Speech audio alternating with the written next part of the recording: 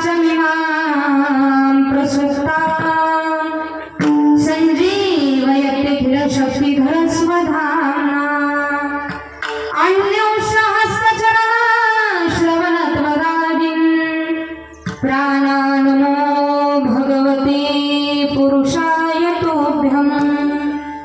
जय जय श्री राधारमण, जय जय नवल किशोर, जय गोपी चित्तचोर प्रभु, जय जय माखन चोर। जिथे ज्ञान विज्ञान संजीव होते, जिथे योग विद्येस सामर्थ्य येते, जिथे मानवाला मिळे मोक्ष गाथा, तुझा पायरीशी सदा नम्र माथा। नवे फूल अश्वत्थ वृक्षास आले, तुझे गीत ओवीस विविध झाले। तुझा शब्द शब्दात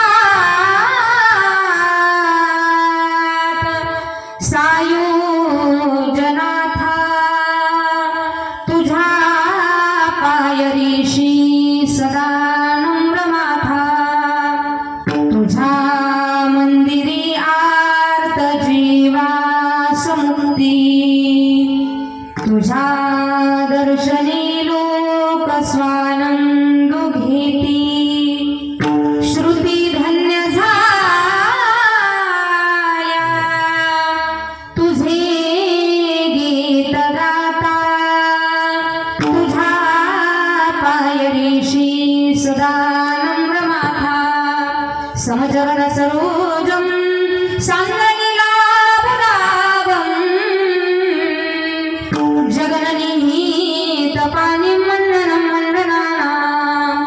तरुण तुलसीमाला कन्धरं कञ्जनेत्रं, सदयधवलहासं विठ्ठलं चिन्तयामि।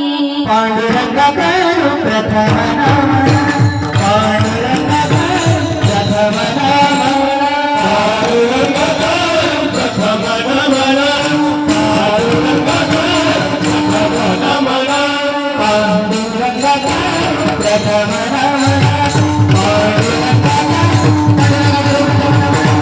पांडुरंगा करू प्रथम नमन, पांडुरंगा करू प्रथम नमन।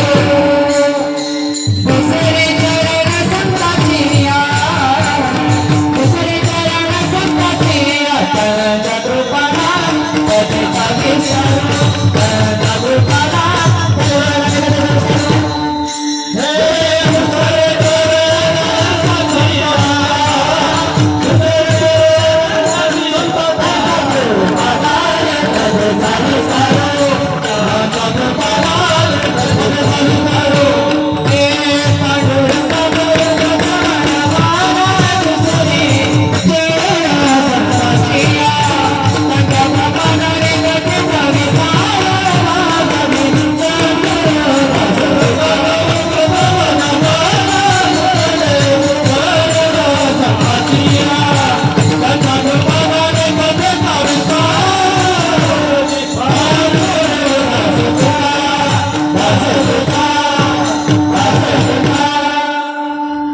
पांडुरंगा करू प्रथम नमन, दुसरे चरण संतांची त्यांच्या कृपादाने कथेचा विस्तारू।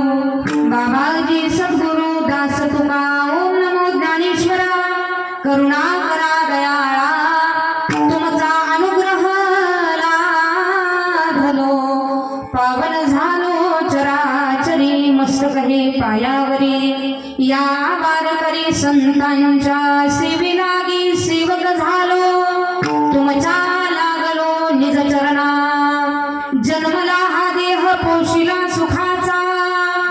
काय भरवसा याचा आहे, एकलीची यावे एकलीची जावे, हेची अनुभवावे आपणाची प्रस्तुत प्राप्त प्रसंगी प्राप्त वेळी प्राप्त स्थळी भगवत चिंतनाकरिता निवडलेला अभंग मुक्त कैवल्य तेजोनिधी ज्ञानी यांचे राजे योग्यांची माऊली साधकाचे मायबाप वैष्णवांकरणी भगवान श्री ज्ञानोबाराया राजे आमच्या गळ्यामध्ये माळ आणि हातामध्ये टाळ असणं हा आमचा परमार्थ आहे, परंतु तुमच्या हातामध्ये तलवार आणि ढाल असणं हा तुमचा परमार्थ आहे असा उपदेश छत्रपती शिवबा राजांना करणारे भगवान श्री तुकोबाराया आदी करून सकल संतांची चरण वंदना करून सेवेकरिता निवडलेला अभंग अखिल कोट अखिल गुणनिधान रुक्मिणी प्राण संजीवन जगदाधार भगवान पंढरीश पांडुरंग परमात्म्याचे असणारे अत्यंत लाडके लढीवाळ भक्त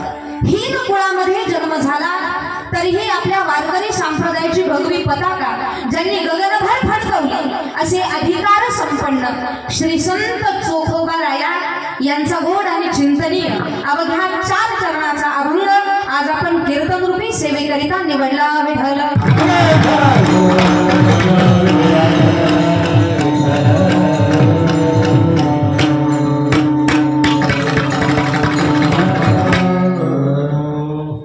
कार्यक्रमाचं आयोजन काय, कार्यक्रमाचं नियोजन काय जरी सर्वांना ज्ञात असलं तरी अगदी अल्पसा परिहार देणं वक्त्याचं आद्य कर्तव्य आहे। तर परात्पर परमेश्वर परम राज्य परम रसिक भक्तवांचल कल्पतरू भक्तवांचल दीनबंधू भगवान पंढरीश पांडुरंग परमात्मा आणि त्याच्या सत्तेनं चाललेलं हे विश्व मायबाप या विश्वामध्ये ज्याचा जन्म झालेला आहे, पशु असो प्राणी असो वृक्ष असो अथवा मनुष्य देह असो, उत्पत्ती स्थिती आणि लय हे जगाचे नियम सांगितले गेले। ज्याला या मृत्यू लोकामध्ये जन्माला यायचंय त्याला एक ना एक दिवस हे विश्व सोडून जायचंय। अगदी मी सुद्धा कीर्तन संपेपर्यंत नारदाच्या गादीवरती ठणठणीत उभी राहते की नाही का मला अर्ध्यातूनच जावं लागतंय सांगता येते खुशाल हा म्हणतो सगळे। आता हे उगं मी तुमचंच सांगितलं, तुम्हाला राग येऊ नये म्हणून माझ्यावरती घेऊन सांगितलं, मी जायला तुम्ही सगळे राहायला आले का? आपल्यातला प्रत्येक माणूस कीर्तन संपेपर्यंत सुद्धा इथं बसून राहतोय की नाही की अर्ध्यातूनच आपल्याला जावं लागतंय सांगता येतंय मायबाप नाही का?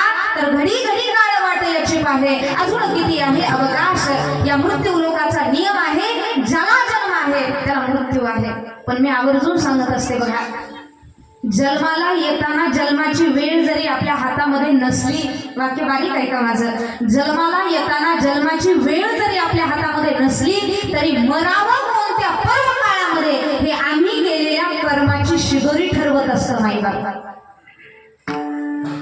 आपण ज्या मासाला पुरुषोत्तम मास अधिक महिना आणि सर्वसामान्य भाषेमध्ये सांगायला गेलं तर धोंड्याचा महिना पुरुषोत्तम मास आपण ज्यांना म्हणतो की ज्या पुरुषोत्तम मासामध्ये भगवान परमात्म्याची थोडी जरी सेवा केली तरी ती भगवंताच्या जवळ पोहोचत असते, कारण या मासाला पुरुषोत्तम मास म्हटलं गेलं। बाबा विश्वाच्या मालकाचं नाव काय? 8व्या अवतारामध्ये भगवान परमात्म्याला पुरुषोत्तम म्हटलं गेलं आणि 7व्या अवतारातही म्हटलं गेलं। मग पुरुषोत्तम म्हणजे नक्की काय? जो उत्तम पुरुष आहे तो पुरुषोत्तम। पुरुषोत्तम मास म्हणजे साक्षात भगवंताचा अंश असणारा हा पवित्र धोंड्याचा महिना। आम्ही गैरसमज करून घेतला की धोंड्याचा महिना हा जावयाचा असतो, हा नियम कुणी केला काय मला समजलं नाही, पण या धोंड्याच्या महिन्यामध्ये शास्त्रीय कारण जर बघितलं, धोंड्याच्या महिन्यामध्ये फक्त आणि फक्त होईल तेवढं नामस्मरण करायचं, होईल तेवढी भगवंताची भक्ती करायची आणि या महिन्यामध्ये जर भक्ती केली तर तुमची वर्षभराची चार्जिंग होत असते।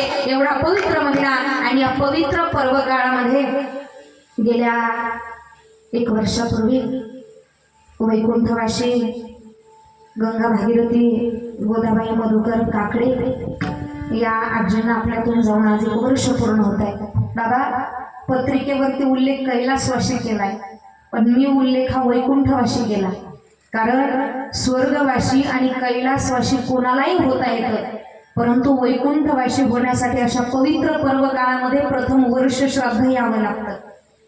याला आदरांजली सुद्धा म्हणत नाही आणि पुण्यस्मरण सुद्धा म्हणत नाही। पुण्यस्मरण बऱ्याचदा लोक काय करतात, अशी पत्रिका छापतात आणि त्या पत्रिकेवरती नाव टाकतात प्रथम पुण्यस्मरण, पण शास्त्राच्या द्वारे जर आपण अभ्यास करायला गेलो बाबा आपलं पुण्यस्मरण होऊच शकत नाही। देवाची होते ती जयंती आणि आमचं नाव घेतल्याच्या नंतर गावचा उभा सप्ताह बंद पडतो माईबाप आणि आमच्यासारख्याची पुण्यतिथी होईल का बाबा? पुण्यतिथी हा शब्द आमच्यासाठी नाहीये. पुण्यतिथी कुणाची होत असते? पुण्यतिथी शब्दातच त्याचा अर्थ सांगितला बघा. ज्या व्यक्तींचं स्मरण केल्याच्या नंतर जीवाला पुण्य प्राप्त होतं त्या लोकांचं पुण्य स्मरण होत असतं. थोडक्यात सांगायचं गेलं तर पुण्यस्मरण हे संत महात्म्यांचं होत असतं आणि आमचं होतं ते वर्षश्राद्ध. ते पण लॉकडाऊनच्या पर्व काळामध्ये लेकरांच्या लक्षामध्ये राहिलं तर करतात, नाहीतर आमच्या भारतीय संस्कृतीमध्ये महाराष्ट्रामध्ये काही काही व्यक्ती अशी जन्माला आली ज्या मायबापानं हाडाचं काढ रक्ताचं पाणी करून वाढवलं. त्या आई वडिलांचा दावा करायला सुद्धा हल्ली आमच्याकडे वेळ राहिला नाही. एवढे वाईट विचार आमच्यामध्ये पांगले, पण या काकडे परिवाराचं कौतुक करावं तेवढं कमी.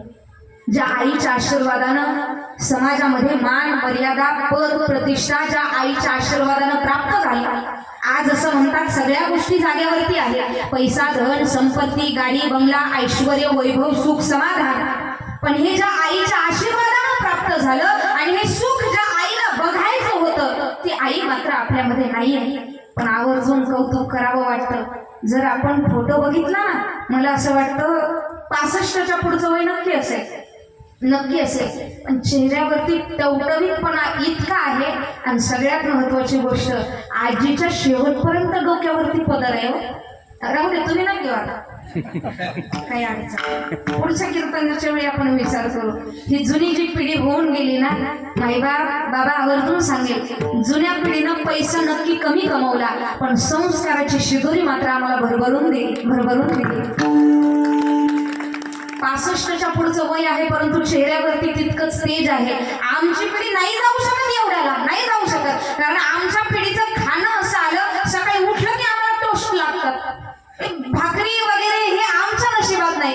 आमची पिढी जास्तीत जास्त 45 वर्षापर्यंत चेहऱ्यावरचा आमचा तेज राहील, पण त्याच्यानंतर काय होत आहे आणि काय नाही. पण जुन्या जाणत्या लोकांचं जे आचरण होतं, जे वागणं होतं, जे संस्कार होते, त्याची या महाराष्ट्राला आता नितांत गरज आहे.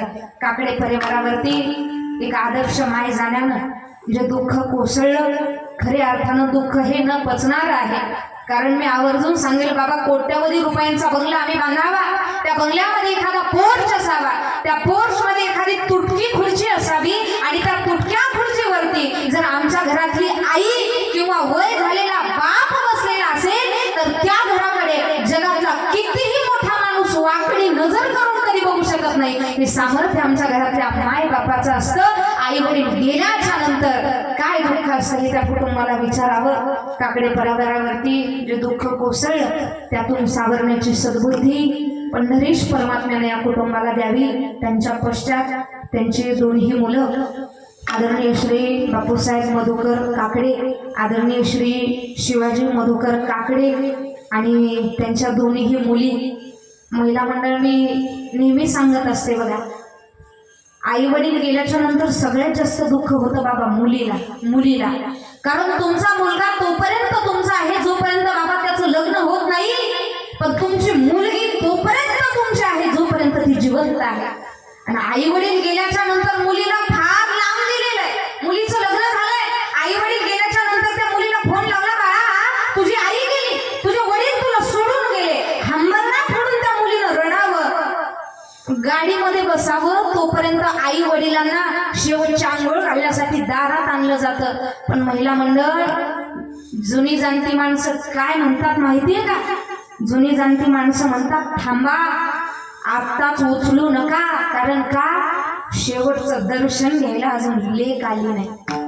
लेकीनं गाडीत बसून यावं आणि दाराच्या समोर लेकीची गाडी उभी राहावी, दार उघडावं, त्या मुलीनं हंबरडा फोडून आई ग म्हणून रडावं आणि शेवटचं दर्शन मुलीनं घ्यावं. त्यावेळी जुन्या जाणत्या लोकांनी म्हणावं, आता उचला, आता लेक आला. शेवटचं दर्शन घेण्यासाठी जोपर्यंत लेक येत नाही तोपर्यंत आई वडिलांचा अंत्यविधी सुद्धा होत नाही. या जगाच्या पाठीवरती निस्वार्थपणे प्रेम करणारं व्यक्तिमत्व म्हणजे आमच्या घरातली मुलगी आणि त्यांच्या पश्चात दोन्ही मुली असतील, सौभाग्यवती सुशाला सुभाष धाकतोडे आणि सौभाग्यवती विजूबाई वसंत कदम. एवढ्या मोठ्या दुःखातून सावरण्याची सद्बुद्धी विश्वाच्या मालकाने या कुटुंबाला द्यावी आणि त्यानिमित्तानं माझ्याकडे आलेली ही हरी कीर्तन रूपी सेवा, कीर्तनाचा योग तसं म्हटलं तर तुमचा ज्यावेळी गावचा सप्ताह झाला ना त्यावेळीच 4 तारीख आम्हाला मागच्या वर्षीच दिली होती, पण नेमकं काय झालं पुढच्या वर्षीची तारीख लिहायची माझ्याकडून राहून गेली. डायरेक्ट पुढच्या वर्षीची तारीख माझ्याकडे डायरीच आलेली नव्हती. त्याच्यामुळे 4 तारखेला 4 एप्रिलला तुमच्या गावामध्ये यायचं होतं, कारण गाव नंदीचं आहे नाही का. आणि ननंद म्हणलं की सगळ्याला इतकं हसू येतं. आणि बरेच कीर्तनकार विनोद सांगत असतात काय, जिच्यामुळं कोणत्याच घरात कधीच नसतो आनंद, तिचं नाव सविताताई. असू द्या, परंतु गाव नंदीच आहे. त्यांची फार इच्छा होती की सप्त्याला आमच्या भाऊजाईचं कीर्तन आमच्या गावामध्ये व्हावं, पण ती इच्छा त्यांची अपूर्ण राहिली. आणि खऱ्या अर्थाने ज्यावेळी कार्यक्रमाचा फोन आला, बाबा बुलढाण्याला कथा चालू आहे माझी, काल कृष्ण जन्म झाला, रात्री 12 वाजता कथा संपल्याच्या नंतर निघलो आणि इथे आल्याच्या नंतर आवरलं, आता कार्यक्रम करायचा. आणि कार्यक्रम संपला की आज परत बुलढाण्याला जायचंय. 8 ते 11 माझी कथा आहे. योगायोगाने ही तारीख, म्हणजे तशी तारीख 2 महिन्यापूर्वीच मला दिली होती, ज्यांच्या माध्यमातून खऱ्या अर्थानं सेवेचा योग आला. आपल्या गावातील संपूर्ण गुणीजन दिग्गज असतील, कार्यक्रमाला गोड अशी सात्संगत ज्यांची आहे. खऱ्या अर्थानं मी एकटी कीर्तनकार, बोलून बोलून काय बोलणार, आणि एकटीचं ऐकायचं म्हटलं की माणसाला बोर होतं. कार्यक्रमाची सांगड जुळवायची असेल तर सगळ्यांची सहमती लागते, सगळे लागतात, त्यावेळी कीर्तनामध्ये रंग भरला जातो. कार्यक्रमाला गोड अशी सात्संगत ज्यांची आहे, मृदंग क्षेत्रात आपल्या भागात ज्यांचं फार मोठं नाव आहे असे आदरणीय हरिभक्तपरायण भाऊंचं नाव काय, मृदंगाचार्य देवानंद महाराज. एकदा दादासाठी जोरदार टाळी वाजवा. अतिशय छान पकवाज वाजवतात महिला मंडळ, पुरुष वर्ग तर जोरात टाळी वाजवली म्हणजे यांना जरा बरं वाटतं नाही का. कारण काय होतं माहितीये का, स्वतःच्या शेवड्या लेकराचं कौतुक तर कोणी पण करतात, दुसऱ्याच्या लेकराचं कौतुक करायला बाबा अंतकरण मोठं लागतं. सुंदर वादन आहे, अंतकरणपूर्वक त्यांचे आभार. त्याचबरोबर गोडशी ज्यांची गायनाची साथ आहे, आदरणीय हरिभक्तपरायण आमचे मोठे भाऊजी संगीत अलंकार आमचे वाळके महाराज, एकदा जोरदार टाळी वाजवा त्यांच्यासाठी. भाऊ या ठिकाणी वेळात वेळ काढून उपस्थित राहिले. सुरुवातीची गोड अशी पंचपदी ज्यांच्या मुखारविंदातून आपण श्रवण केली असे आदरणीय हरिभक्तपरायण संगीत अलंकार भागवत बाबा आपणही या ठिकाणी उपस्थित आहात. आपल्या गावातील संपूर्ण गुणीजन दिग्गज टाळकरी वृंद या ठिकाणी, कुणी माझ्या आजोबांच्या वयाचं, कुणी माझ्या वडिलांच्या वयांचं आहे. आणि टाळ वाजवण्यासाठी सुद्धा फार मोठं पुण्य लागतं बाबा, फार मोठं पुण्य.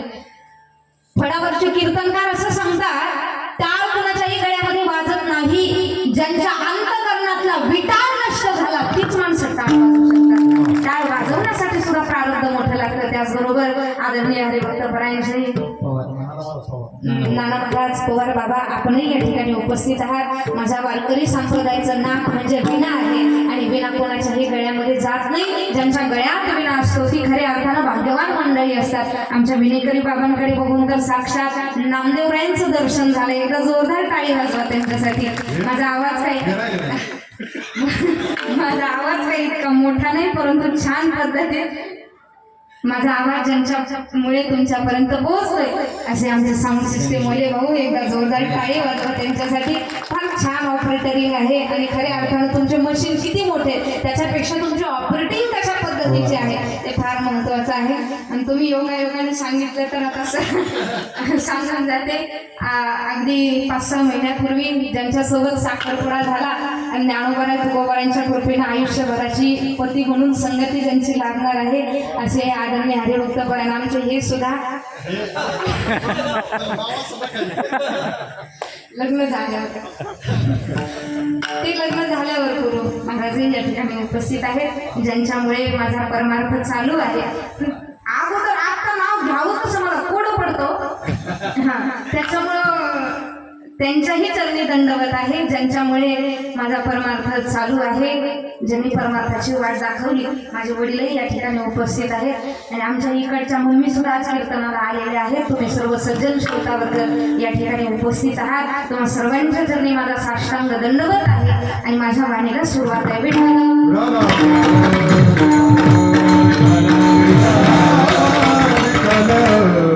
सेवेकरिता निवडलेला अभंग माझ्या चोखोबारायांचा आहे. मला असं वाटतं महाराष्ट्रातील नामवंत यूट्यूब चॅनल, मला वाटलं मोबाईलला लावली शूटिंग, नामवंत यूट्यूब चॅनल वैष्णव कीर्तनकार, व्हिडिओ व्हायरल आहेत तुमचे भरपूर.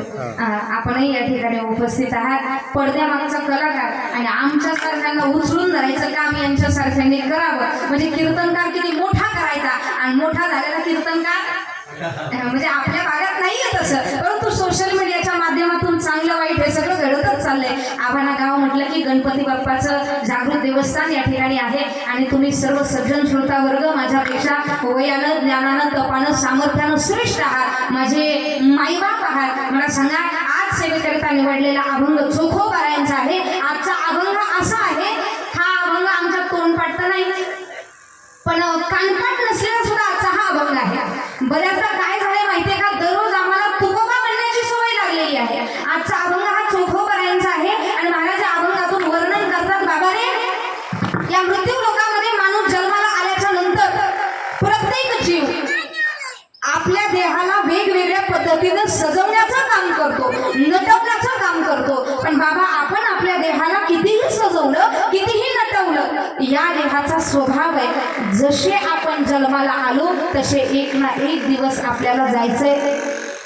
बरेच जण म्हणतील, ताई तिकडे कीर्तन चालू आहे आपलं नाही, कमीत कमी माझ्या वयाकडे बघून तरी माझ्याकडे लक्ष द्या. वय बारीक आहे महाराजांचं, फक्त लक्षपूर्वक आहे का, इकडे तिकडे विसंगती होऊ देऊ नका. आणि कीर्तनामध्ये विठ्ठल विठ्ठल भजन झालं की टाळी तरी कमीत कमी वाजवा. विठ्ठल.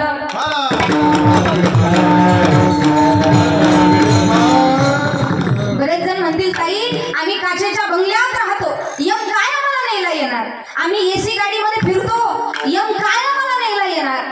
आम्हाला एवढं आयुष्य दिलं देवानं. मायकल जॅक्सन नावाची व्यक्ती होऊन गेली, त्यानं असा प्रण केला होता, पैशाच्या जोरावरती मी 150 वर्ष जीवन जगेल, 150 वर्ष.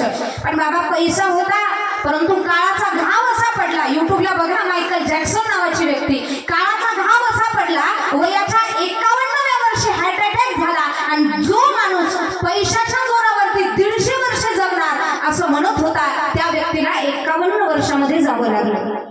फार मोठमोठी विद्वान माणसं या मृत्यू लोकांमध्ये जन्माला आली. आयुष्य मर्यादेचं गणित करतात माझे नामदेव राया. काही काही लोकांना आयुष्य एवढं दिलं होतं, एवढं दिलं होतं, आताच कम्प्युटर आणि लॅपटॉप सुद्धा त्या लोकांचं आयुष्य मोजू शकत नाही. आयुष्य मर्यादेचं गणित केलं बघा. 14 चौकाड्या अलंकारा,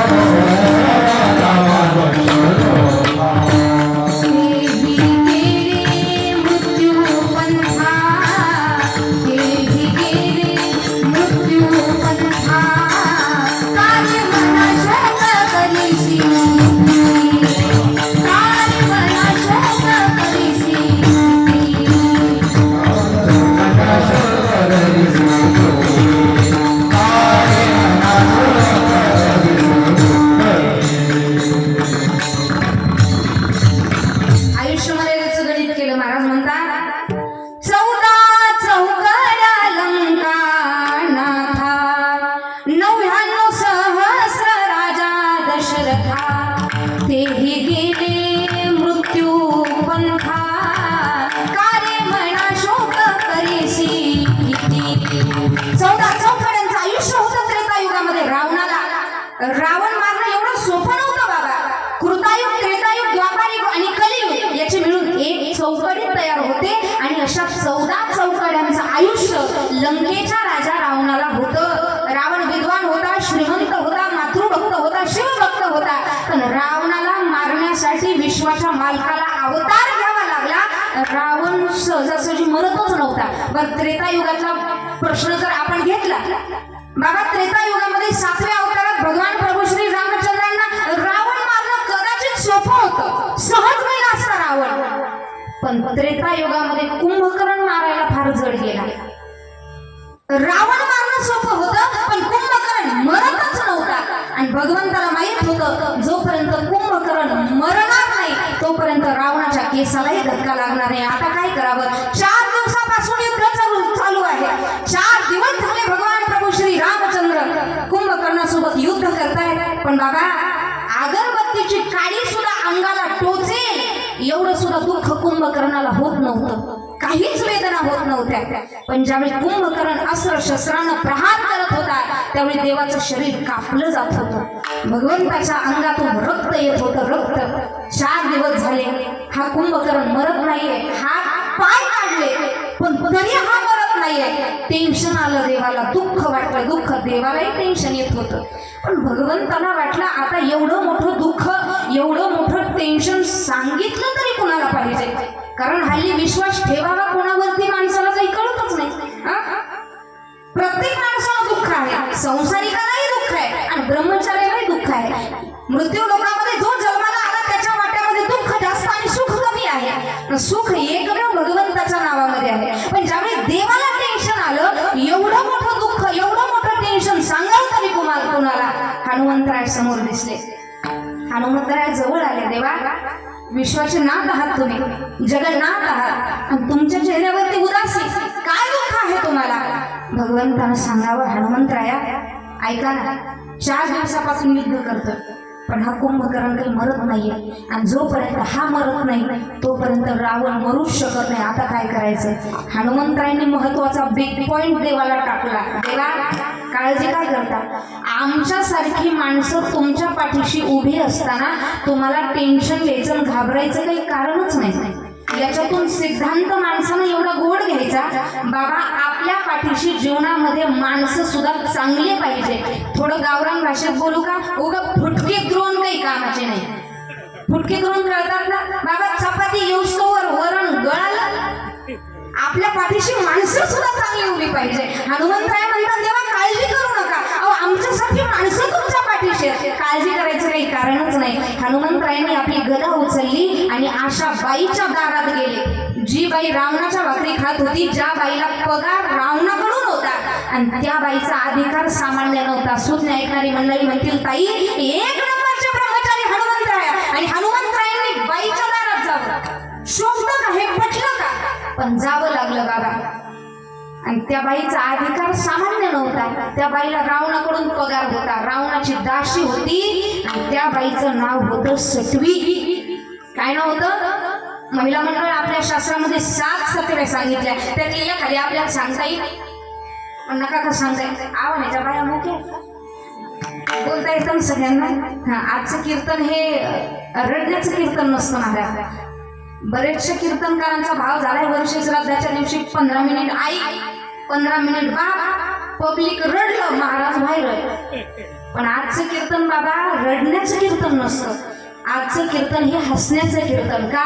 ज्यावेळी आपण जन्माला येतो आणि जन्माला आल्याच्या नंतर ज्यावेळी माणसाला मृत्यू होतो, मृत्यू झाल्याच्या नंतर माणूस वरती जातो आणि खालची माणसं रडत बसतात.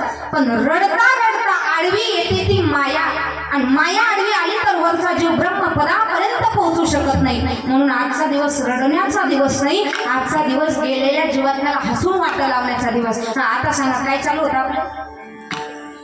नाही, कीर्तन चालू एवढंच लक्षात ठेवा. बाकी लांब गेलेली गाडी स्टेशनवरती आणायची कशी याच्यासाठी बुलढाण्यावरून आली. फक्त ताट बसून चाणाक्षपणे कीर्तन ऐका, कारण ज्यावेळी आपण अभ्यास करून कीर्तन ऐकू, मी सांगत असते प्रत्येक गावामध्ये गेल्याच्या नंतर सांगते, बाबा आम्ही अभ्यास करूनच कीर्तनाला बसलं पाहिजे का? ज्यावेळी तुमच्यासारखी गाथा ज्ञानेश्वरीचा अभ्यास करून आमच्यासारख्यांच्या समोर बसतील ना, त्याच वेळी आमच्यासारख्या असे त्वरित चालतील. बरोबर? नाही तर कीर्तनकारांनी काही सांगायचं ना आम्ही म्हणायचं वा वा काय कीर्तन झालं, याला कीर्तन म्हणत नाही. कीर्तन चालू आहे एवढंच शेवटपर्यंत लक्षात ठेवा. लांब गेलेली गाडी स्टेशनवरती आणायची कशी याच्यासाठी मी इथं आले. विठ्ठल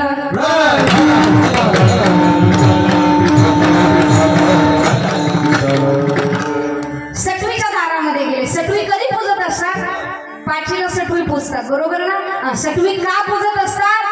तर सटवी बाळाच्या कपाळावरती भविष्याची रेषा लिहिण्यासाठी पाचीच्या दिवशी येते. मग पाचीच्या दिवशी महिला मंडळ काय करतो? आपण दिवा लावतो. दिवा आता जुन्या जाणत्या माई माऊलींना सांगता येईल, दिवा लावतो आपण. आता दिवा लावायची गरज पडत नाही, हॉस्पिटलमध्ये मोठमोठे लाईट असतात. तरी सटवी अक्षर चुकती कस का याचा अजून वेळ लागला. सटवीनं टाकलेलं अक्षर कोणी पुसू शकत नाही. स्वाभिमानानं सांगते माईबाप, नारदाच्या गादीवरती उभी राहून सटवीनं टाकलेलं अक्षर जर तुम्हाला बदलायचं असेल आणि तुमच्या आयुष्याचं कल्याण करायचं असेल तर कधीतरी आळंदी तीर्थक्षेत्रामध्ये जा, ज्ञानोबा यांच्या समाधीवरती तुमचं कपाळ टेकवा. तुमच्या कपाळावरचं प्रारब्ध सुद्धा माझी माऊली बदलून टाकते. या जगाच्या पाठीवरती आमचं प्रारब्ध बदलण्याची ताकद साधू संतांमध्ये. आणि ती सटवी तिच्या दारात हनुमंतराया गेले आणि हनुमंतरायांना बघितलं सटवी अशी थप थप थप थप लट लट लट लट कापायला लागली. हनुमंतराया माझ्याकडे काय काम काढलं? हनुमंतराया म्हणतात का ग, कुंभकर्णाचं मरण तूच लिहिलं का? सटवी म्हणते हो, अगदी मुंगीपासून ते ब्रह्मदेवापर्यंत तुमच्या सकट सगळ्यांचं भविष्य मी लिहिलंय. हनुमंतराया म्हणतात मग एक काम कर, काढ कुंभकर्णाचा मृत्यू आणि सांग मला कुंभकर्ण कसा मरेल.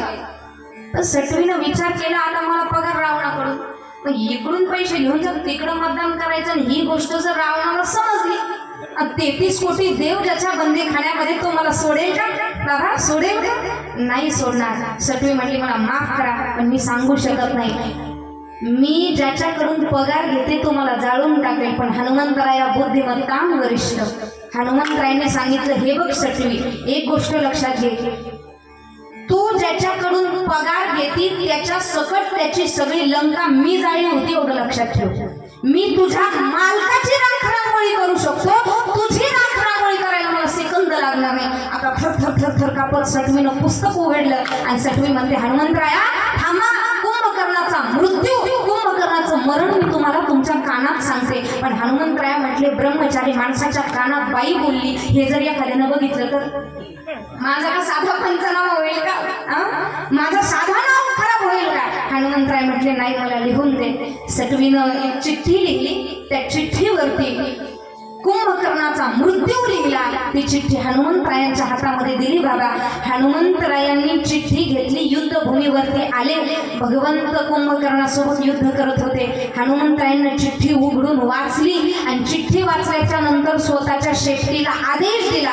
हनुमंतराया स्वतःच्या शेपटीला सांगतात अगं आई जा म्हणे देवाला गुदगुल्या कर. आता हनुमंतरायांची शेपटी आधी काय? हनुमंतरायांची शेपटी हनुमंतरायांना म्हणते का हो स्वामी, प्रभू रामचंद्र आपले स्वामी आहे आणि स्वामीची चेष्टा करणं असं बरं दिसतं का?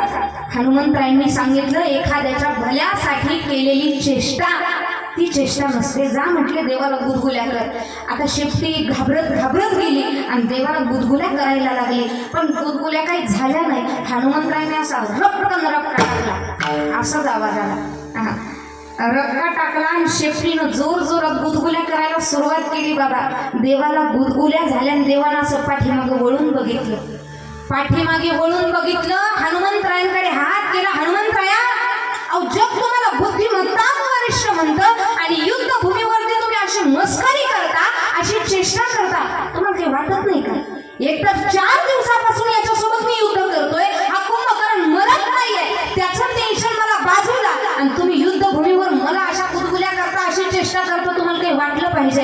हनुमंतरायांनी हात जोडले, देवा तुम्ही मला बोला, मला बोलण्याचा अधिकार तुम्हाला आहे. पण देवा एकदा पाठीमागं वळून बघा त्या कुंभकर्णाचं काय झालंय. हातपाय काढून जो कुंभकर्ण मरत नव्हता बाबा, तो कुंभकर्ण एका क्षणात मृत्युमुखी पडलेला होता. प्रभू रामचंद्रांच्या दोन्ही डोळ्यांच्या कडा ओल्या झाल्या. हनुमंतरायांसमोर हात जोडले. हनुमंता 4 दिवसापासून युद्ध करतोय, नाही मेला कुंभकर्ण, असं काय केलं तू? एका क्षणात कुंभकर्ण मृत्युमुखी पडला. हनुमंतराया म्हटले देवा मी काहीच केलं नाही, जे करायचं ते तुम्ही केलं. सटवीनं लिहिलेली चिठ्ठी प्रभू रामचंद्रांच्या हातामध्ये दिली आणि विश्वाच्या मालकानं ती चिठ्ठी वाचली. बाबा त्या चिठ्ठीमध्ये कुंभकर्णाचा मृत्यू लिहिलेला होता. तो असा, जोपर्यंत युद्धभूमीवरती कुंभकर्ण शत्रूची पाठ बघत नाही तोपर्यंत कुंभकर्ण मरणारच नाही, असं मरण कुंभकर्णाचं लिहिलं होतं. आणि हनुमंतरायांनी सांगितलं देवा मी जर तुम्हाला सांगितलं असतं तर तुम्ही माझं ऐकलं नसतं का? तुम्ही रघुवंशातले राजे आहात. रघुवंशाचा राजा प्राण गेला तरी युद्धभूमीवरून पाठ दाखवत नाही. आणि जोपर्यंत तुमची पाठ बघितली नसती तोपर्यंत हा दुष्ट गेला नसता. माझा दृष्टांत संपला. सिद्धांताकडे लक्ष द्या. या जगाच्या पाठीवरती काही काही व्यक्ती असे होऊन गेले जे मरतच नव्हते बाबा. एवढं आयुष्य काही काही लोकांना दिलं होतं. कल्पाचं आयुष्य मार्कंडेय ऋषींना दिलं होतं. याच्या पलीकडे बोलेल बाबा 103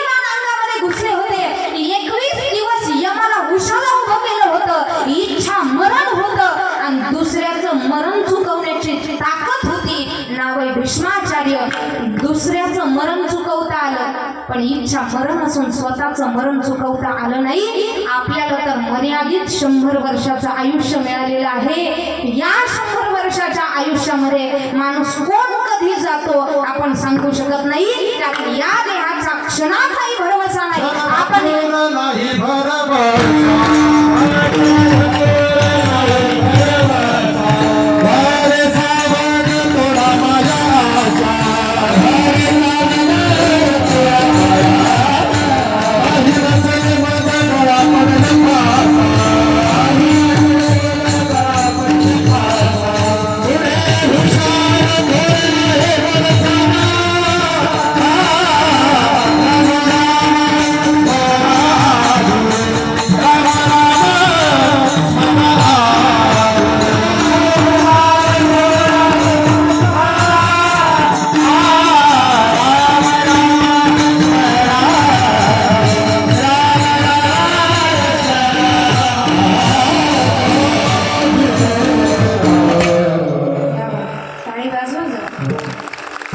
प्रमाण संपल्याच्या नंतर टाळी वाजवली पाहिजे.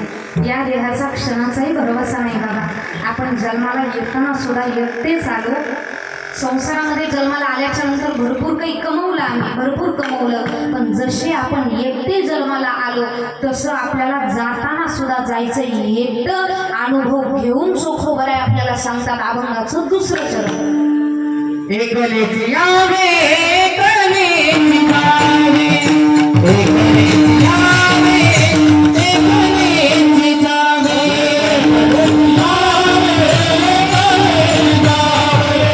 एकलेची यावे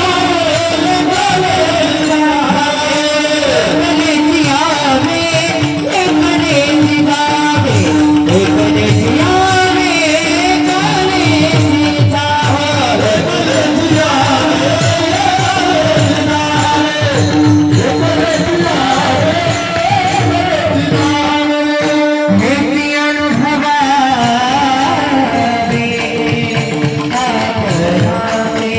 एकलेची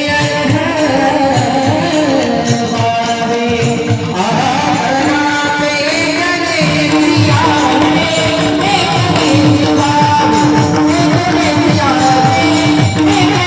एकलेची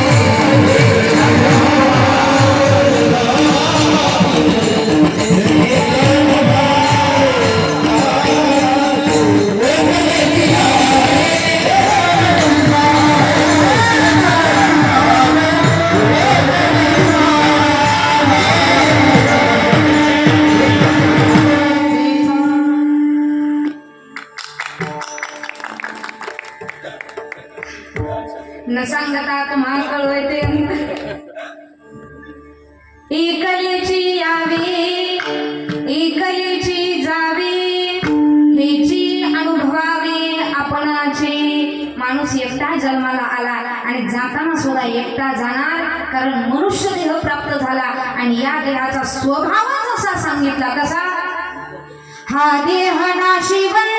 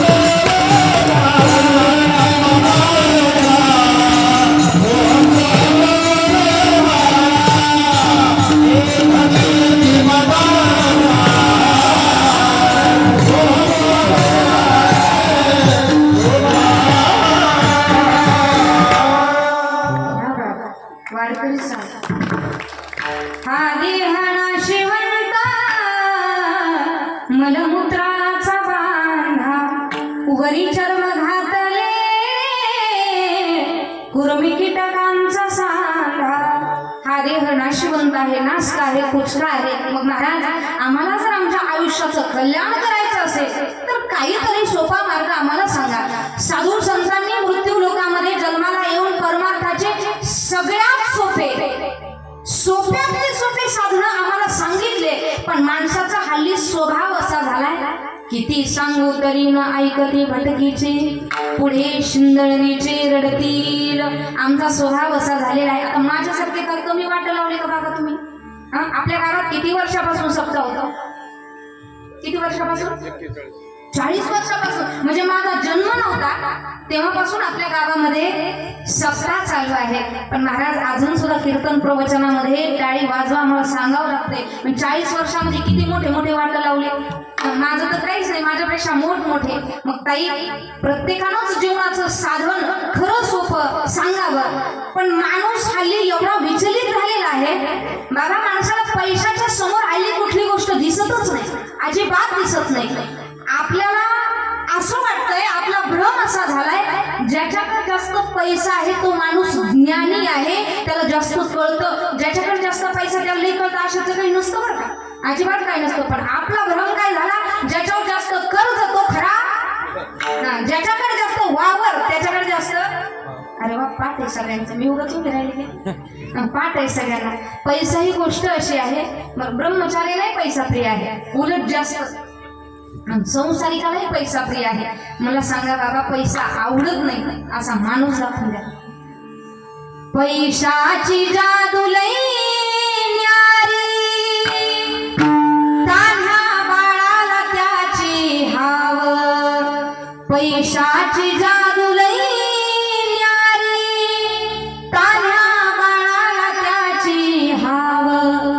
आई सोडून घेत झेप, पैशाच्या मागणी धाव. जन्मापासून सारे माणस, जन्मापासून सारे माणस या पैशाचे गुलाम. दाम करी काम वेड्या, दाम करी काम, दाम करी काम वेड्या, दाम करी काम, काम करी काम, काम करी काम, काम करी काम, काम करी काम. वाची ऐका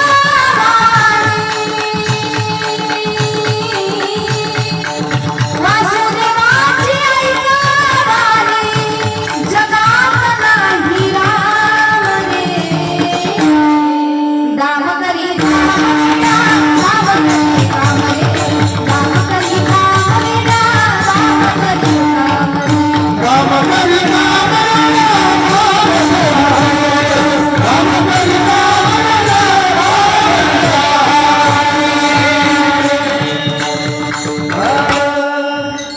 वासुदेवाची ऐका वाणी, जगात नाही राम रे. दाम करी काम वेड्या, दाम करी काम रे. दाम म्हणजे पैसा. पैसा समोर हल्ली आम्हाला काही दिसत नाही. पण माईबा ऐका, पैशाच्या व्यतिरिक्त पैसा तुम्ही आवर्जून कमवा, आवर्जून कमवा. कारण ज्या माणसाला संसार नीट करता येत नाही त्या माणसाचा परमार्थ काय पूर्ण होणार. आणि ब्रह्मचारी माणसाचे उद्गार, ब्रह्मचारी माणसाचं वर्णन शास्त्रात केलंय बाबा. माणसानं संसार करून परमार्थ करावा. ब्रह्मचारी राहून माणसानं परमार्थ का करू नये? कारण ब्रह्मचारी माणूस एका जबाबदारीला मुखलेला असतो, हे शास्त्रात सांगितलंय मायबाप. पण ब्रह्मचारी माणसानं रात्रंदिवस भजन करावं काका. आणि संसारिक माणसानं फक्त दिवसातून एकदा देवाचं नाव घ्यावं. ब्रह्मचारी माणूस रात्रंदिवस भजन करून जेवढं पुण्य त्याच्या पदरात काढून घेतो त्याच्याही पेक्षा जास्त पुण्य संसारिक माणूस दिवसातून एकदा देवाचं नाव घेतल्याच्या नंतर त्याच्यापेक्षा जास्त पुण्य आपल्या पदरात पडतं. पण देवाचं नाव घ्यायला टाइमच कोणाला आहे? नाही का? आपल्याला फक्त कशाची? सुखाची अपेक्षा आहे. पण सुख आहे माणसाला कशामध्ये? सुख आहे भगवंताच्या नावामध्ये. आता वारी जवळ येते, दिंडी जवळ येते. आयुष्यामध्ये एखादी तरी वारी करा. वारी केल्याशिवाय मरू नका. वारी करा बिंदास, म्हणजे लगेच सुसाईड करून घ्या असं नाही सांगत मी बाबा. पण जीवनामध्ये आलो नाही एक तरी वारी करावी. पांडुरंगाच्या रंगामध्ये रंगून जावं. कसं?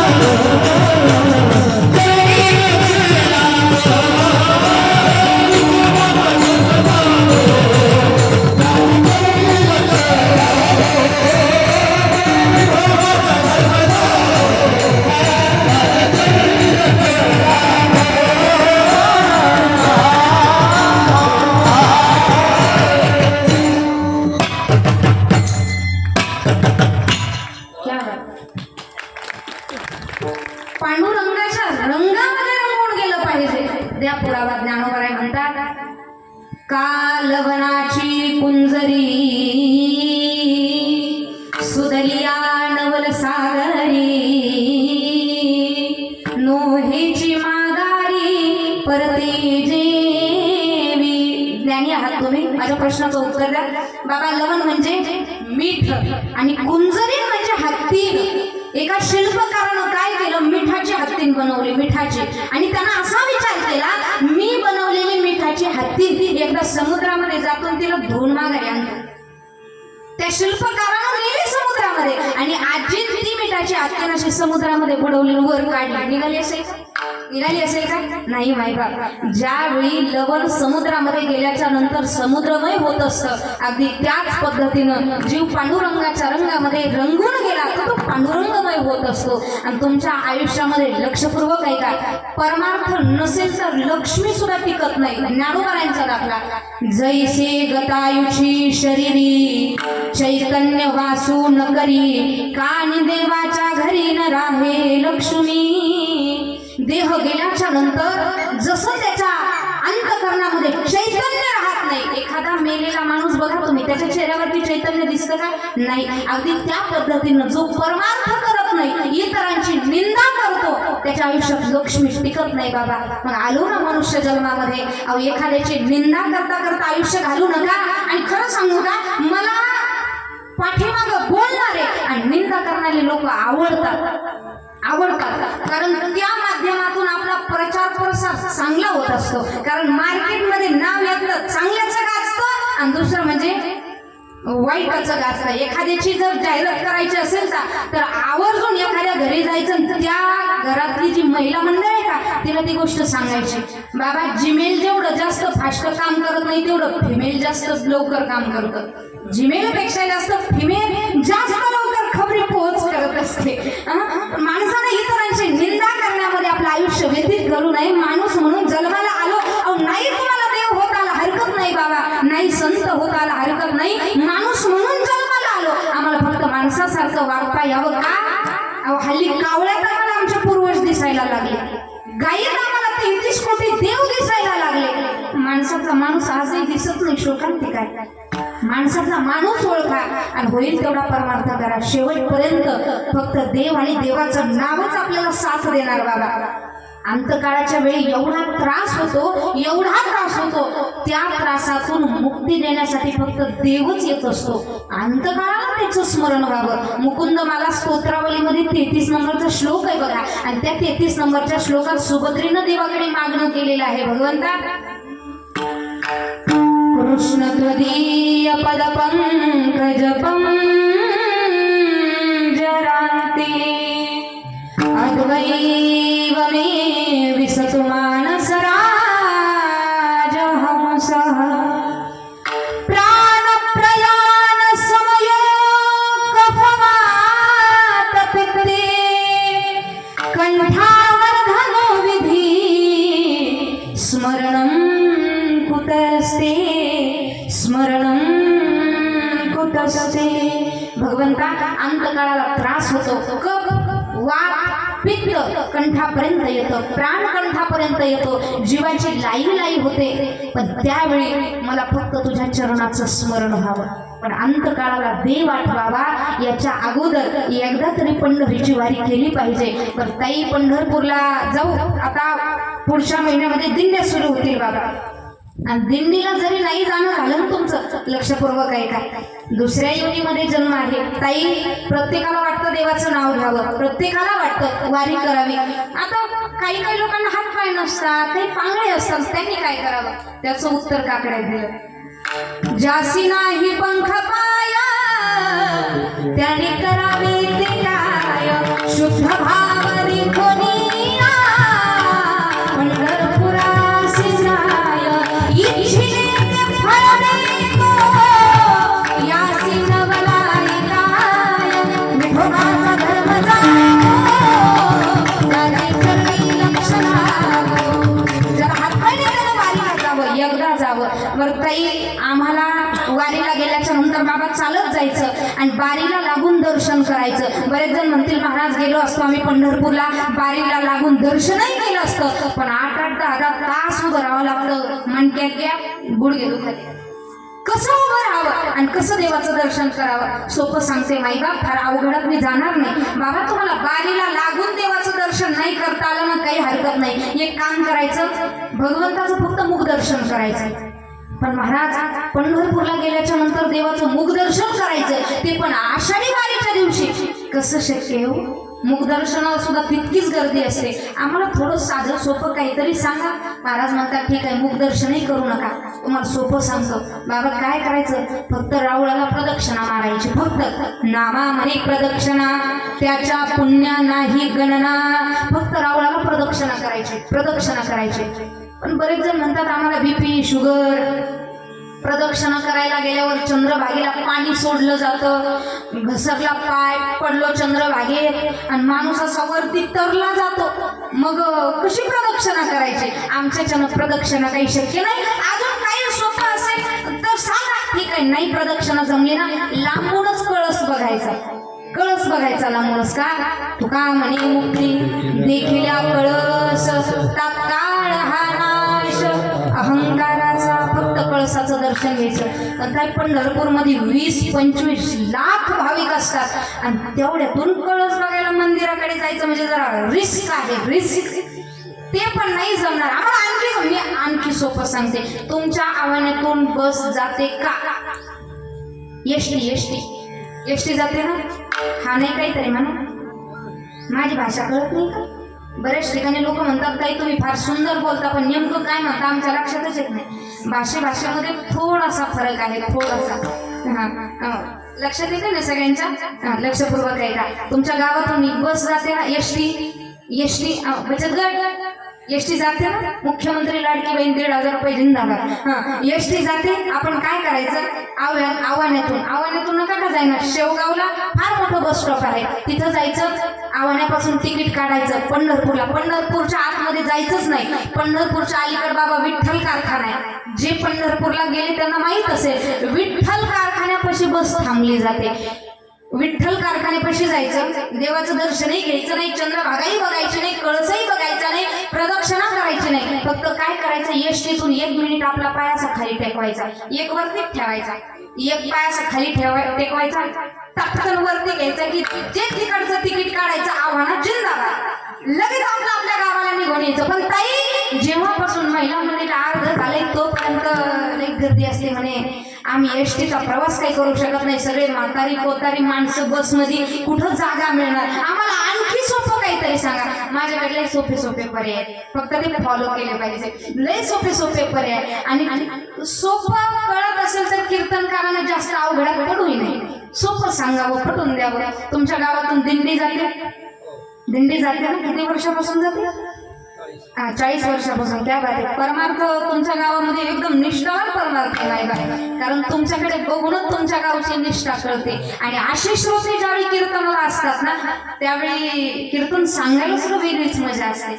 आपल्या गावातून दिंडी निघते, आपल्या गावातली दिंडी वाट लावायला गावच्या वेशीपर्यंत जायचं, पंढरपूरला गेल्याचं पुण्य तुमच्या पदरात पडेल. पण ताई दुपारी तिपारी दिंडी निघती, आम्ही मळ्यात असतो, आवाज येत नाही, काही नाही, वाट लावायला जावं तरी कसं? ठीक आहे, नाही वाट लावायला जाऊ शकत आम्ही. कमीत कमी दिंडीची भगवी पताका जी असते ना, ती पताका डोळ्यानं बघायची. काय होतं पताका बघितल्याच्या नंतर? उंच पताकांचे भार तेने पळती यमकिंकर. ज्यानं पताका बघितली त्याच्या आयुष्यामध्ये यम येऊ शकत नाही. मग ताई दुपारी दिंडी वाट लावायला जमत नाही तर लांबून पताका तरी कशी बघायची? आणखी सोपं सांगते तुम्हाला, लक्षपूर्वक आहे काय, आणखी सोपं सांगा. मी आणखी सोपं सांगते. आजी, ज्या वाटेनं दिंडी गेली त्या वाटेचं तुम्ही फक्त दर्शन घ्या, पांडुरंगाचं दर्शन केलेलं पुण्य तुमच्या पदरात पडेल माईबाप. पण ताई आम्ही तेही करू शकत नाही, आम्हाला आणखी सोपा पर्याय सांगा. मी सगळ्यात साधा सोपा पर्याय सांगते, ज्यानं त्यांना आपापल्या घरी जायचं आणि घरी गेल्याच्या नंतर लांब लचक जावं काढायचं.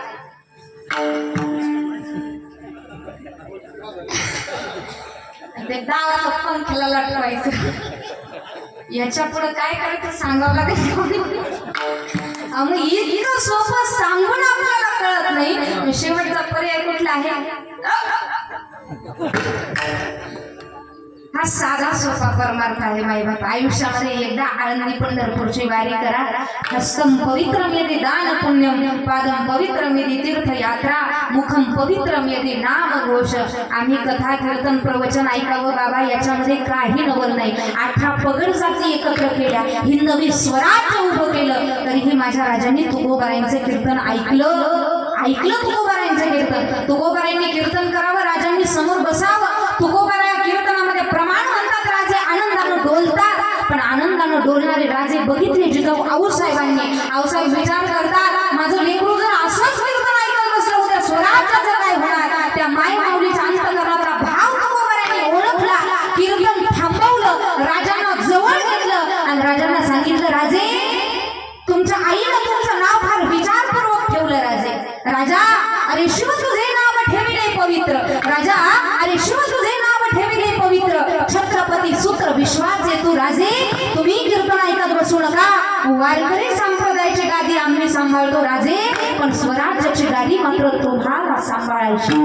एक राजे होऊन गेले बाबा. आणि मला असं वाटतं, समुद्रात जेवढं पाणी नाही तेवढं रक्त मावळ्यांनी माई भगिनीच्या संरक्षणासाठी या महाराष्ट्राच्या मातीमध्ये खर्च केलंय.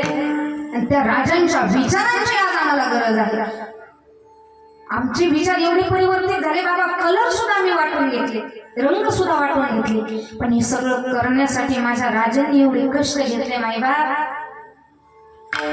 कष्ट केले तर माझ्या राजान, कष्ट केले तर माझ्या राजान, जाती जातीत वाटून कारे.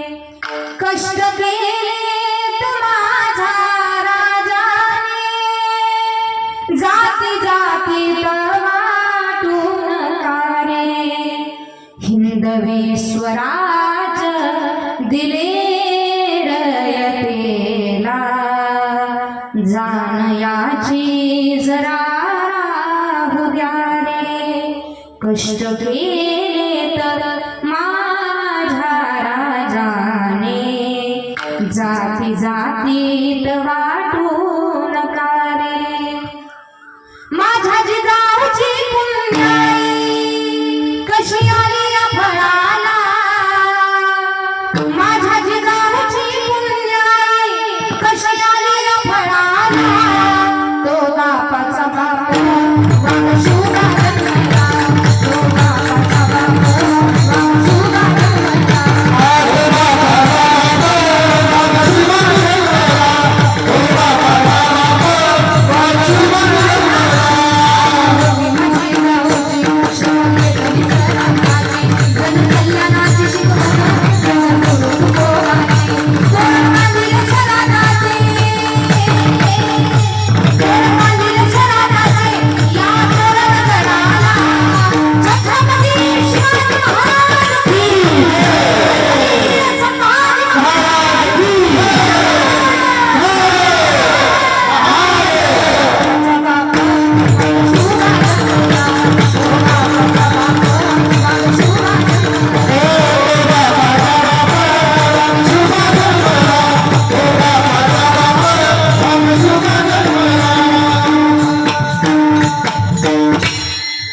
राजांचं नाव घेतलं तरी अंतःकरणामध्ये वेगळ्या प्रकारची स्फूर्ती निर्माण होते आणि त्या राजांच्या विचारांची आज माझ्या महाराष्ट्राला नितांत गरज आहे बाबा.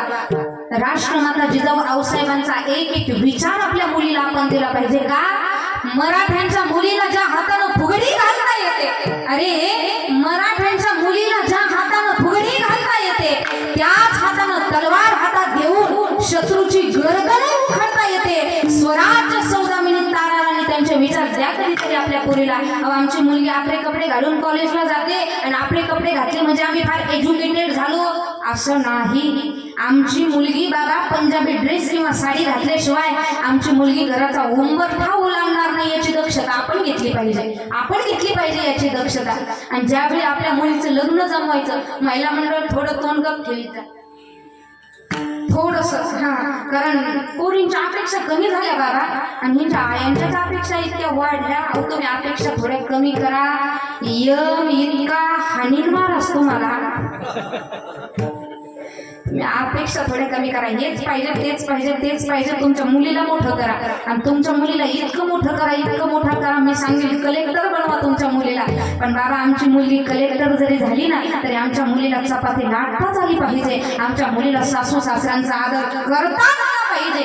ही शिकवण आपल्या लेकीला द्या. राष्ट्रमाता जिजाऊ आऊसाहेबांचा एक एक विचार आमच्या अंतःकरणामध्ये भिडला पाहिजे. कारण मनुष्य देहाचं सार्थकच कशामध्ये असेल तर ते चांगल्या विचारांवरती आहे. ज्या माणसाचे विचार चांगले त्या माणसाचं आयुष्य चांगलं. आणि विचार आमचे कधी सुधारतील ज्यावेळी आपल्या जीवाला सत्संग घडेल. साधू संतांच्या संगतीमध्ये आणि गाथा ज्ञानेश्वरीच्या संगतीमध्ये ज्यावेळी आम्ही जाऊ. शोकांतिका वाटते नाही बा. अमेरिकेनं आम्हाला कम्प्युटर दिलं नाही, अमेरिकेनं आम्हाला लॅपटॉप दिलं नाही म्हणजे काय करतं भारत देशातल्या लोकांना. पण त्याच देशातल्या लोकांनी माझ्या महाराष्ट्रामध्ये यावं. ज्ञानोबरायांच्या ज्ञानेश्वरीच्या एका ओवीवरती PhD करावी आणि आमची फिलॉसॉफी आमचं तत्वज्ञान त्या लोकांनी दुसऱ्या देशात घेऊन जावं. ज्ञानेश्वरी गाथा आम्हाला बाबा आम्ही पुस्तक म्हणून त्याच्याकडे बघतो पण पुस्तक म्हणून कधी ज्ञानेश्वरी आणि गाथाकडे बघू नका. जेवणामध्ये आल्याच्या नंतर जगावं कसं हे सुद्धा साधू संतांनी दाखवून दिलं आणि नंतर मरावं कसं हे सुद्धा साधू संतांनी दाखवून दिलं. ज्यावेळी तुमचा अंतकाळ येईल जेवढा आयुष्यात परमार्थ केला तेवढाच तुमच्या सोबत राहील माईबाप. नाही तर सोबत आपल्या काही नाही. आमचीच माणसं अंतकाळाला काय म्हणतील काढा काढा म्हणती आता झाला भूमी भार. जीवन जगण्याचं एक सूत्र सांगू का तुम्हाला बाबा. जोपर्यंत तुमच्याकडे पैसा आहे, धन संपत्ती आहे, पद प्रतिष्ठा आहे, मान सन्मान आहे तोपर्यंत ही सगळी माणसं म्हणतील हा माणूस माझा आहे, हा माणूस माझा आहे. पण एकदा तुमच्या आयुष्यातलं सुख निघून गेलं, समाधान निघून गेलं आणि तुमच्या आयुष्यात अंतकाळ आला तर शेवटपर्यंत तुमच्या सोबत कुणीच नाही. थोडक्यात सांगायचं झालं सुखात सगळे तुमच्या सोबत आहेत पण अंतकाळाला मात्र सगळे पाठ फिरून जाणार. अभंगाचं तिसरं शब्द हे आघावे सुखाचे संगती. कोण हे आघावे सुखाचे संगती. कोण हे आघावे सुखाचे संगती.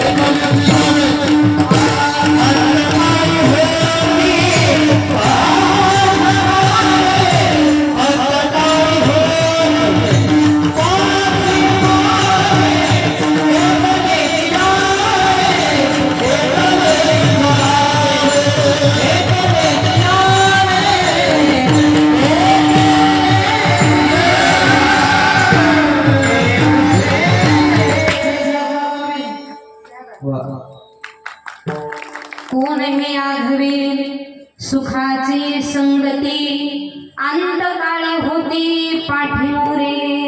सुखात सगळी माणसं आपल्या सोबत आहेत, पण अंतकाळाला आमची माणसं आम्हाला उचलतात बाबा. काय करतात? नेवोनी निजविती स्मशानी, मानसी जाई त्या ठिकाणी. नेवोनी निजविती स्मशानी, आमची माणसं आम्हाला उचलतात आणि स्मशानभूमीमध्ये जाळायला येतात का उठवायला येतात? कशाला येतात? कशाला येतात? माझ्यापेक्षा अनुभवी आहात तुम्ही. मी तर जास्त अंत्यविधी बघितले नाही. आपलं फक्त 10 वेळा प्रवचन करायचं पाकिट घेऊन. आपली माणसं आहेत तुम्ही, आपल्या माणसांना काय खोटं बोलायचं नाही का? माझ्यापेक्षा जास्त अंत्यविधी तुम्ही बघितलेले आहात. 2 ठिकाणी माणसानं बाबा आमंत्रण नसलं तरी जावं. पहिली गोष्ट, आपल्या वैराच्या मुलीचं लग्न आहे, आपल्या शत्रूच्या मुलीचं लग्न आहे, आमंत्रण नाही ना, तुम्ही जेवण करू नका. पण ते लेकरू आपल्या गावातून जाणार आहे, आमंत्रण नसलं तरी त्या लेकराच्या माथ्यावरती अक्षता टाकण्यासाठी जा तुम्ही. आणि दुसरी गोष्ट, एखादा शत्रू जरी गेला, फार मोठा शत्रू आहे, त्याच्या अंत्यविधीला जा, कारण त्याचा अंत्यविधी म्हणजे आपल्या मरणाचं आमंत्रण. काही काही लोक स्मशानभूमीमध्ये, हल्ली काळ कसा झाला ना बाबा, पूर्वी जर माणसं स्टेशनवरती सोडवायला गेली तरी लोकांचे डोळे पाणवत होते, पाणी येत होतं डोळ्यात. आणि हल्ली स्मशानभूमीमध्ये सुद्धा लोकांच्या डोळ्यात पाणी येत नाही. निष्ठुर झाली माणसं. पण यातूनही चांगलं काही करायचं असेल, आपली माणसं जपायची असतील, आपल्या आयुष्याचं कल्याण करायचं असेल, ज्ञानोबा तुकोबारांशिवाय आपल्या आयुष्याचं कल्याण नाही. काय दिलं आणि किती दिलं, आमचे किती जन्म गेल्याच्या नंतर ज्ञानोबा तुकोबारांचे उपकार भेटले जातील. आमच्या कातड्याच्या जोड्याची चप्पल केली तरी ज्ञानोबा तुकोबारांचे उपकार विसरले जाणार नाही. खाऊ म्हणून हरिपाठ दिला, खाऊ म्हणून एकदा वाचा आणि आयुष्याचं कल्याण करून घ्या. एक ज्ञानेश्वरीची ओवी वाचा, एक अभंग वाचा. महाराज, आयुष्याचं फक्त कल्याण नाही बाबा, कोट कल्याण आहे. होईल तेवढा परमार्थ करा. गळ्यात पवित्र तुळशीची माळ घाला आणि माणसासारखं वागा. आपली माणसं जपा, कारण डोंगरा आड गेलेला सूर्य आज ना उद्या तुम्हाला दिसेल, पण माती आड गेलेली माणसं तुम्हाला कधी दिसणार नाही. एखाद्याचा राग येतो ना, येऊ द्या राग, येऊ द्या राग, परंतु माईबाप, तो माणूस गेल्याच्या नंतर तुमचा राग कामी येणार आहे का? नाही येणार तुमचा राग कामी. जिवंतपणे आपल्या माणसाला माफ करायला शिका, आपल्या लोकांना प्रेम द्यायला शिका. आणि ज्याला हे जीवनाचं तत्व कळालं त्यानं म्हणावं, जन्मा आलो त्याचे आजी फळच आले साचे. आणि मृत्यू ही त्रिकाला बाधित सत्य आहे, तुम्हालाही माहित आहे आणि मलाही माहिती आहे. काही काही लोकांना असं वाटत होतं हनुमंतरायांच्या पाठीमागे चिरंजीव म्हणून आपलाच नंबर आहे का काय, मी वरून अमृत पिऊनच आलो की काय, असं प्रत्येकाला वाटत होतं. पण जसं लॉकडाऊन पडलं आणि लॉकडाऊन पडल्याच्या नंतर प्रत्येकाला कळालं, स्वतःची बायको जरी होती तरी ती लांबूनच ताट फेकायची. कोरोनानं माणसं माणसात आणली बाबा. आपलं कोण आहे, परक कोण आहे याची जाणीव झाली. आणि सगळ्यात महत्वाची गोष्ट, पैसा कुठपर्यंत कामी आहे हे आम्हाला कळालं. आयुष्यामध्ये सगळे तत्व जोपासा. आणि जर जीवनाचं कल्याण घडावं असं वाटत असेल तर मिळालेला मानव देह नाशिवंत आहे, नासका आहे, कुचका आहे, याचं कल्याण करून घ्यायचं. म्हणजे विटेवरच्या मालकाला शरण जायचं. ते चोखोबा याच्या अभंगाच्या शेवटच्या चरणामध्ये सांगतो.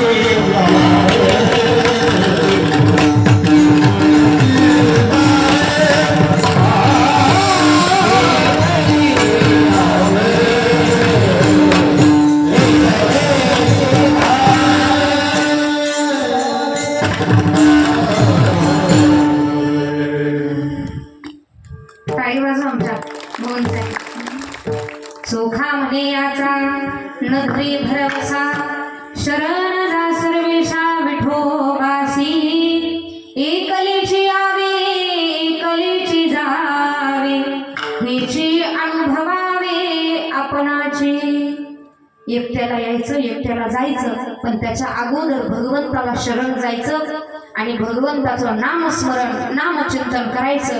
एकदा सर्वांनी आपले दोन्ही हात वरती घ्या. मृदुंगाच्या तुम्ही नक्की घ्या जरा लांब लांब मोठमोठे इकडं बसलेले जे मला दिसत नाही. काही जण म्हणतात महाराज बारीक आहेत त्यांना काही दिसत नाही. मला दिसून नाही दिसून काही उपयोग नाही.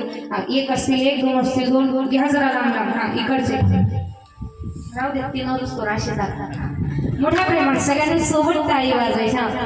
एक क्या बात, दोन सोबत, एक दोन आवाज. क्या बात. विठोबा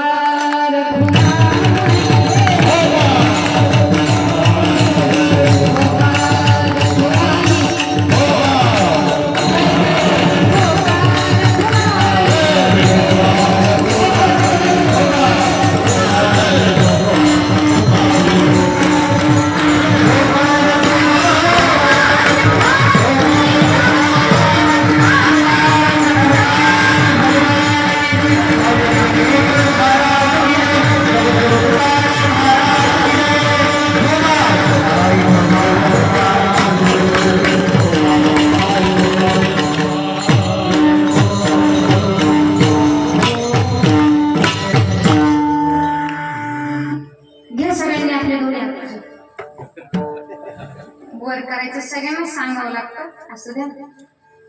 जन्मला हा देह पोशिला सुखाचा, काय भरवसा याचा आहे.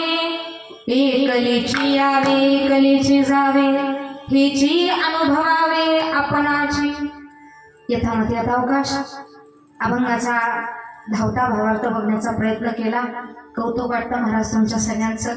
एवढं गरम होतंय, न हालता न बोलता न डोलता न चालता सर्वांनी अगदी 2 तास ॲक्युरेट कीर्तन श्रवण केलं. तुमच्या चरणी दंडवत आहे माझा. आपल्या गावातील एक आदर्श माता वैकुंठवाशी गंगा भागीरथी गोदाबाई मधुकर काकडे आजींना आपल्या तन जाऊन 1 वर्ष पूर्ण झालं. खऱ्या अर्थानं घरातली आई गेल्याच्या नंतर काय दुःख होतं हे त्या कुटुंबालाच विचारावं. आणि ज्या घरात आजी आजोबा असतात त्या घरामध्ये संस्कार द्यायची गरज पडत नाही. कारण बाबा इथं बसलेली सुद्धा कित्येक आजी आजोबा असे जे स्वतःच्या नातवाला सुद्धा हात लावू शकत नाही. बरीच उदाहरणं बघायला भेटतात. परंतु आपल्या आईचं वर्षश्राद्ध फार मोठ्या संख्येनं या काकडे परिवारानं केलं. तुमच्या आयुष्यातली आई गेली आणि ज्यावेळी आयुष्यातली आई जाते, आईनं आमच्यावरती एवढा मोठा उपकार करून ठेवलाय. जन्म दिला आईने मला, उपकार हा मोठा झाला. जन्म दिला आईने मला, उपकार हा मोठा झाला.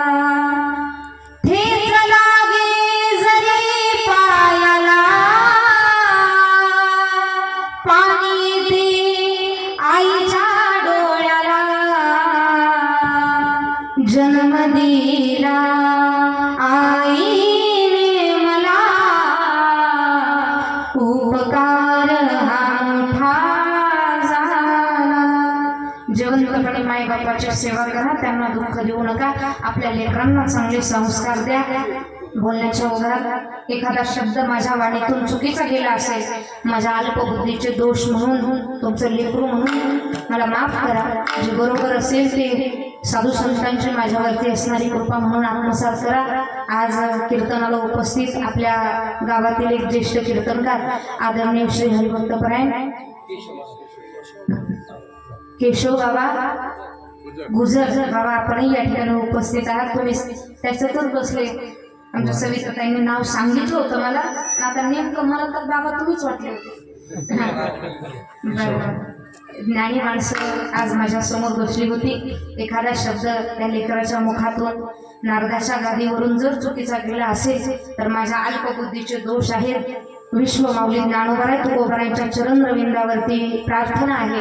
हे देवा, हे परमेश्वरा, माझा कीर्तन सांगण्यातून आणि तुम्हा सर्वांच्या श्रवण भक्तीतून जेवढं पुण्य आज एकत्रित झालं तेवढं सगळं पुण्य गेलेल्या या माई माऊलीच्या नावे पाठवून आता जी गती भगवंतानं त्यांना दिली आहे त्याच्याही पेक्षा उच्च असणारी गती देऊन भगवंतानं त्यांच्या चरण रविंदावरती त्यांना अर्पण करून घ्यावं मी त्यांना अखेरची श्रद्धांजली आणि माझ्या वाणीला पूर्ण विराम. ज्ञानेश्वर माऊली